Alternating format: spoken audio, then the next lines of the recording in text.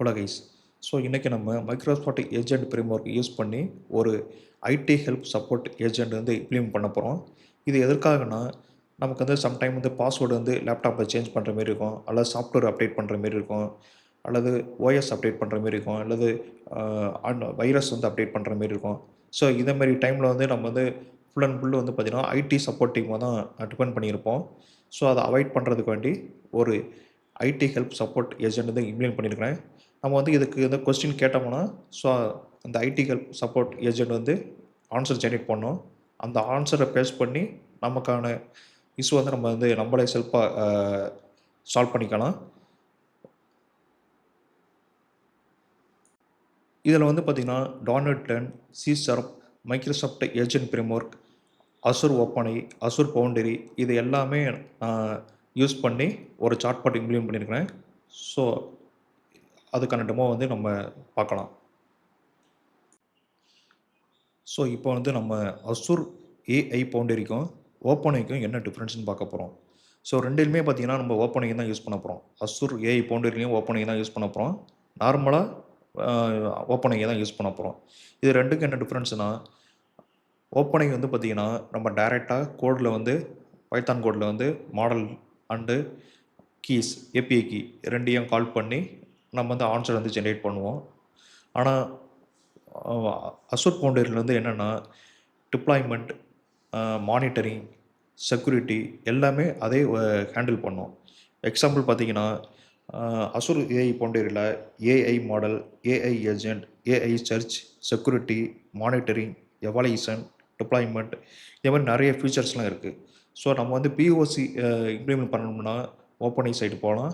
இல்லை நம்ம வந்து ரியல் டைமாக ஒரு என்டர்பிரைஸ் அப்ளிகேஷன் இம்ப்ளிமெண்ட் பண்ணணும்னா அசூர் ஓப்பனை வந்து இம்ப்ளிமெண்ட் பண்ணுறது பெட்டர் அப்ரோச். .NETல மைக்ரோசாஃப்ட் டீம் வந்து பார்த்திங்கன்னா 2 ஏஐ ஃப்ரேம்வொர்க்கு வந்து ஆல்ரெடி ரிலீஸ் பண்ணிட்டாங்க. ஒன்று வந்து பார்த்திங்கன்னா சிமெடிக் கர்னல், செகண்ட் ஒன் பார்த்திங்கன்னா மைக்ரோசாஃப்ட் ஏஜென்ட் ஃப்ரேம்வொர்க். பல பேருக்கு ஒரு டவுட் இருக்கும், ஆல்ரெடி சிமெடிக் கர்னல் இருக்கும் பொழுது மைக்ரோசாஃப்ட் ஏஜென்ட் ஃப்ரேம்வொர்க் ஏன்? இதை சிம்பிளாக புரிஞ்சுக்கணும்னா, சிமெட்ரிக் கர்னலோட ஒர்க் என்னென்னா, எல்எல்எம் வந்து கனெக்ட் பண்ணோம், prompt management, function calling, memory handling, rack integration. So Microsoft agent framework எதுக்காக யூஸ் பண்ணுவோன்னா, அதாவது இது வந்து பார்த்திங்கன்னா இன்டெலிஜென்ட் ஏஜென்ட் மற்றும் மல்டி ஏஜென்ட் சிஸ்டம் உருவாக்குவதற்காக சிஸ்டம் செய்யப்பட்டுள்ளது. இதில் கிடைக்கும் feature agent abstraction, agent memory, planning and reasoning, tool calling, agent life cycle management, multi agent communication, agent coordination இதெல்லாம் வந்து பார்த்திங்கன்னா அந்த மைக்ரோசாஃப்ட் ஏஜென்ட் ஃப்ரேம்வொர்க்கில் இருக்குது. இப்போ வந்து பார்த்திங்கன்னா நம்ம ரேக் அப்ளிகேஷன் வந்து இம்ப்ளிமெண்ட் பண்ணோம்னா சிமெட்ரிக் கர்னல் யூஸ் பண்ணுறது பெட்டர். மல்டி ஏஜென்ட் வந்து இம்ப்ளிமெண்ட் பண்ணோம்னா மைக்ரோசாஃப்டோட ஏஜென்ட் ஃப்ரேம்வொர்க்கு வந்து யூஸ் பண்ணால் பெட்டராக ரிசல்ட் கிடைக்கும். ஸோ இந்த சார்ட்பாட்டில் வந்து Azure AI, Azure identity, Microsoft agent framework, Microsoft extension, next வந்து பார்த்தீங்கன்னா ஓப்பனை சார்ட் இது எல்லாமே நம்ம வந்து இம்போர்ட் பண்ணணும்.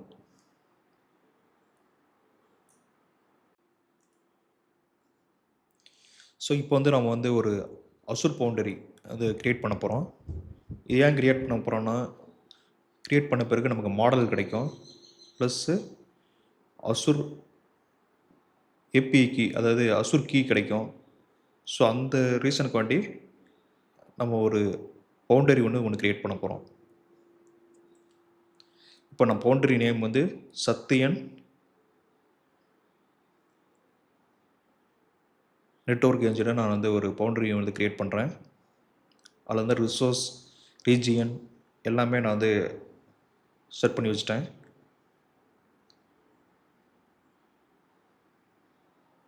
இப்போ வந்து பார்த்திங்கன்னா பவுண்டரி வந்து க்ரியேட் ஆகிட்டுருக்கு. இப்போ பவுண்டரி க்ரியேட் ஆகிட்டு இப்போ க்ரியேட் பண்ண பிறகு ஏபிஐ கீ இருக்குது, அதே மாதிரி ஏபிஐயோட எண்ட் பாயிண்ட்டும் இருக்குது.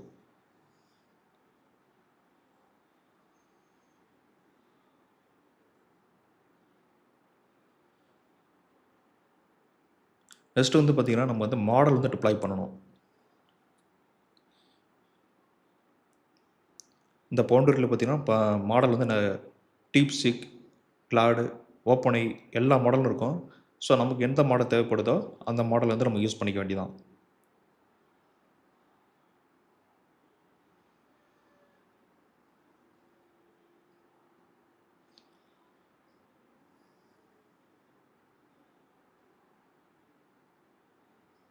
இப்போ பாருங்கள் கிளாடு, டீப் சிக், ஸோ எல்லா மாடலுமே இதில் வந்து அவைலபிளாக இருக்குது.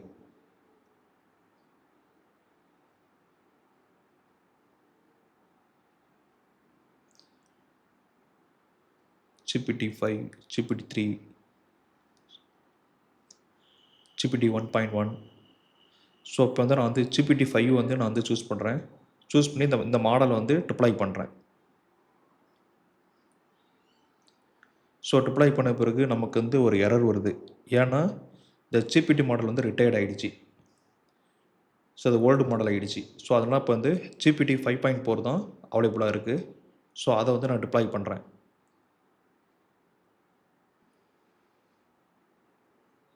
ஸோ இப்போ நம்ம டிப்ளை பண்ணியாச்சு, மாடல் டிப்ளை பண்ணியாச்சு.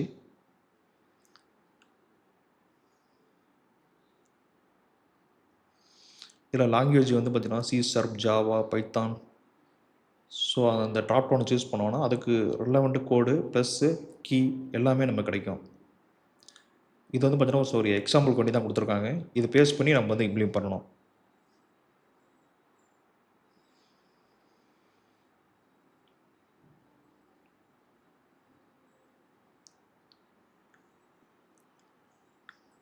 ஸோ இப்போ வந்து நமக்கு வந்து API கீ ப்ளஸ்ஸு என் பாயிண்ட்டு ப்ளஸ்ஸு மாடல் நேம் இது மூணுதையும் இங்கே நம்ம வந்து டிப்ளை பண்ணியாச்சு.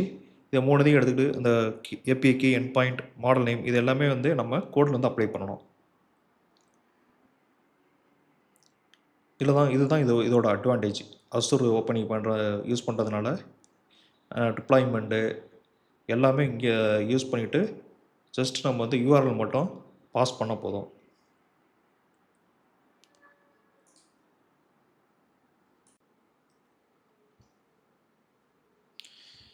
இப்போ நம்ம கோடிங் பார்க்கலாம். ஸோ வந்து அசூர் வந்து நம்ம இன்ஸ்டால் பண்ணணும். அசூர் AI ஓப்பனிங் வந்து இன்ஸ்டால் பண்ணணும், பேக்கேஜ் இன்ஸ்டால் பண்ணணும். அடுத்தது வந்து பார்த்திங்கன்னா மைக்ரோசாஃப்ட் ஏஜென்ட் AI. ஸோ இந்த பேக்கேஜும் இன்ஸ்டால் பண்ணணும். அடுத்தது வந்து மைக்ரோசாஃப்ட் எக்ஸ்டென்ஷன் .ai, ஓப்பனை.சாட். ஸோ இது எல்லாமே நம்ம வந்து பேக்கேஜ் வந்து இன்ஸ்டால் பண்ணணும். நான் ஆல்ரெடி வந்து இன்ஸ்டால் பண்ணிட்டேன். இப்போ உங்களுக்கு நான் ஷோ பண்ணி காட்டுறேன். ஸோ இதே வெர்ஷன் வந்து நீங்கள் வந்து இன்ஸ்டால் பண்ணிங்கன்னா பெட்டராக இருக்கும்.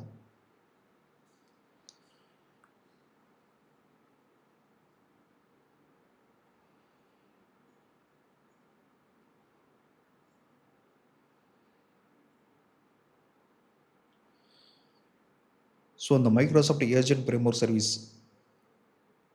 இப்போ வந்து நம்ம வந்து offsetting.json இதில் வந்து நம்ம வந்து ஏற்கனவே நம்ம வந்து அசூர் பவுண்டரியில் க்ரியேட் பண்ண endpoint, API key, deployment name, model name இது எல்லாமே இதில் வந்து நம்ம வந்து ஆட் பண்ணுறோம்.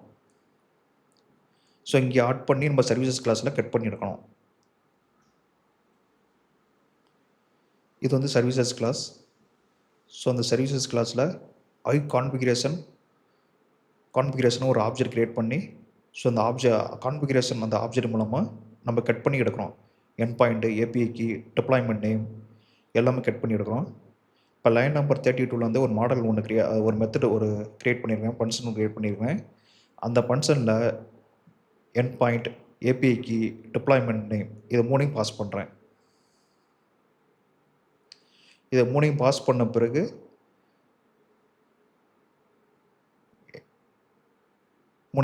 பிறகு என்ன நடக்குதுன்னா அதாவது அசூர் ஓப்பனை கிளைண்ட் இதோட போய் என் பாயிண்ட்டும் API கீயும் ஆட் பண்ணுறேன். ஆட் பண்ணி அசூரோட வந்து பார்த்தீங்கன்னா கனெக்ட் பண்ணுறேன். அதாவது அசூர் வந்து பார்த்தீங்கன்னா செப்பரேட்டாக எல்லாருக்குமே நிறையா அசூர் இருக்கும். நம்ம எந்த அசூர்லேருந்து க்ரியேட் பண்ணமோ அந்த அசூருக்கு ஒரு கனெக்ஷன் ஸ்ட்ரிங் ஒரு ஆப்ஜெக்ட் வந்து க்ரியேட் பண்ணுறேன். அதோட கனெக்ட் பண்ணி ஒரு ஆப்ஜெக்ட் வந்து க்ரியேட் பண்ணுறேன். அதுக்காக தான் நம்ம வந்து எண்ட் பாயிண்ட்டும் ஏபிஐக்கும் கொடுக்குறோம். இப்போ வந்து நமக்கு வந்து ஒரு ஆப்ஜெக்ட் கிடச்சிரும். அசுரோட கனெக்ட் பண்ணுறது எப்படி கனெக்ட் பண்ணுறதுங்கிறதுக்கான ஒரு ஆப்ஜெக்ட் கிடச்சிரும். அந்த ஆப்ஜெக்டை பேஸ் பண்ணி மாடல் நேம் வந்து ஆட் பண்ணுறோம். லைன் நம்பர் 48ல் அசுர் ஓப்பனை கிளைண்ட் இந்த ஆப்ஜெக்டில் வந்து கெட்டு சார்ட் கிளைண்ட்டுன்னு ஒரு மெத்தடை கால் பண்ணி அதில் வந்து மாடல் நேம் வந்து கனெக்ட் பண்ணிட்டோம். நெக்ஸ்ட் வந்து பார்த்திங்கன்னா சார்ட் கிளைண்ட்டை வந்து பார்த்திங்கன்னா நம்ம வந்து இன்டர்ஃபேஸாக கன்வெர்ட் பண்ணுறோம். இது இன்டர்ஃபேஸாக எதுக்கு கனெக்ட் பண்ணுறோன்னா, நாளைக்கு அசுர் ஓப்பனை வேண்டாம் ஓலமா தான் யூஸ் பண்ணணும்னா ஓலமா கூட நம்ம யூஸ் பண்ணிக்கலாம்.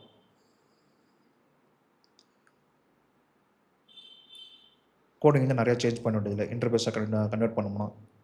ரெண்டாவது பார்த்திங்கன்னா மைக்ரோசாஃப்ட் ஏஜென்ட்டும் இன்டர்ஃபேஸும் தான் அக்செப்ட் பண்ணிக்கும். ஸோ இப்போ வந்து கிரியேட் ஏஜென்ட் இதில் வந்து பார்த்தீங்கன்னா chat client dot as AI agent. So இங்கே தான் வந்து ஏஜென்ட் வந்து கிரியேட் பண்ணுறோம்.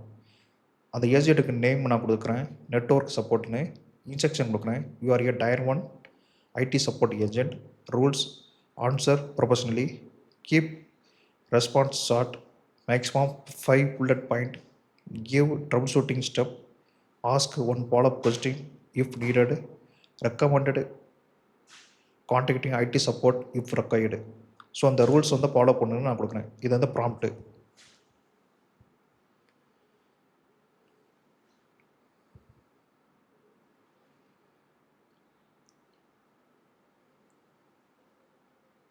இப்போ அந்த ஃபைனலாக வந்து நமக்கு வந்து ஒரு ஆப்ஜெக்ட் கிடச்சிரும். ஸோ நெக்ஸ்ட் மெத்தட் வந்து ஆன்சர் வந்து ஜென்ரேட் பண்ணுற மெத்தடு. ஸோ அதில் வந்து underscore support agent dot run. So இங்கே தான் வந்து யூசர் மெசேஜ் கேன்சலேஷன் டோக்கன் இதையெல்லாம் பாஸ் பண்ணி ஆன்சர் வந்து கட் பண்ணியிருப்போம்.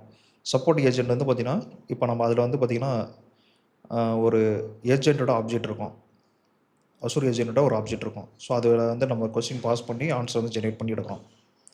ஸோ இங்கே வந்து பார்த்திங்கன்னா நான் நிறையா சர்வீசஸ் எல்லாம் ஆட் பண்ணியிருக்கிறேன். ஆனால் நம்ம யூஸ் பண்ண போகிறது ஒரே ஒரு சர்வீசஸ் தான். மற்ற சர்வீஸ் எல்லாம் வேறு ஒரு பர்பஸ் பண்ணி ஆட் பண்ணியிருக்கேன்.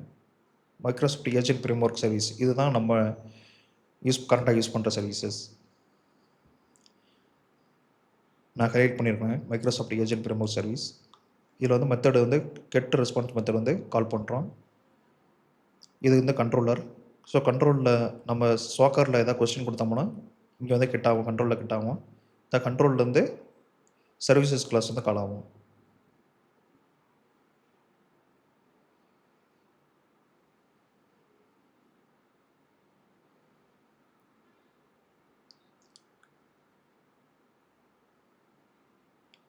ஸோ இங்கே தான் வந்து நமக்கு அந்த கொஸ்டினும் கேன்சலேஷன் டோக்கனும் பாஸ் பண்ணி ரிசல்ட் வந்து ஜென்ரேட் பண்ணுறோம்.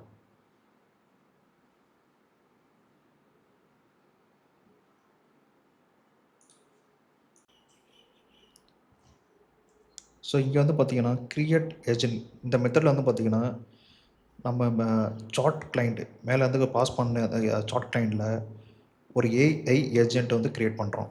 அந்த ஏஜென்ட்டுக்கு நேம் வந்து பார்த்திங்கன்னா நெட்வொர்க் சப்போர்ட்.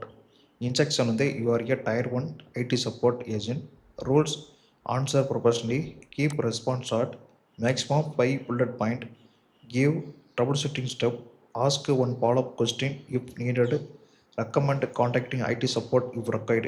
ஸோ இந்த இன்ஸ்ட்ரக்ஷன் வந்து ப்ராம்ப்டாக கொடுக்குறோம். இந்த ஏஜென்ட் வந்து பார்த்திங்கன்னா இது இன்ஸ்ட்ரக்ஷனு ப்ளஸ் ரூல்ஸ் இது எல்லாமே க்ரியேட் பண்ணி ஒரு ஆப்ஜெக்டாக ரிட்டர்ன் ஆகிரும்.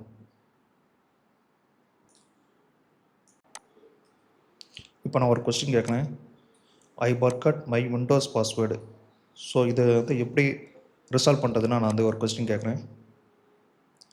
ஸோ இப்போ வந்து நமக்கு வந்து சர்வீசஸ் கிளாஸில் எண்ட் பாயிண்ட் வந்து கிடச்சிடுச்சு, ஏபிஐக்கும் கிடச்சிடுச்சு, டெப்ளாய்மெண்ட் நேமும் கிடச்சிடுச்சு.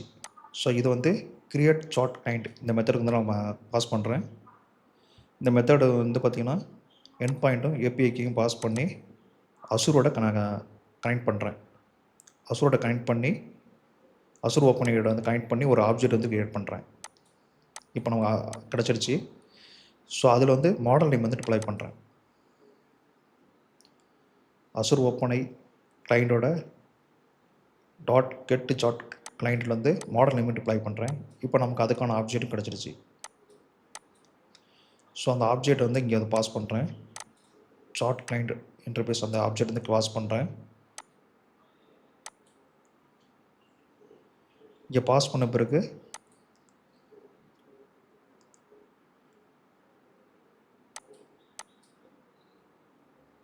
இப்போ வந்து பார்த்தீங்கன்னா கெட் ரெஸ்பான்ஸ் இந்த மெத்தட் கால் ஆகுது. இந்த மெத்தடில் வந்து பார்த்தீங்கன்னா யூசர் கொஸ்டின், கேன்சலேஷன் டோக்கன் இதெல்லாம் பாஸ் பண்ணி நமக்கு வந்து ரிசல்ட் வந்து ஜென்ரேட் ஆகுது.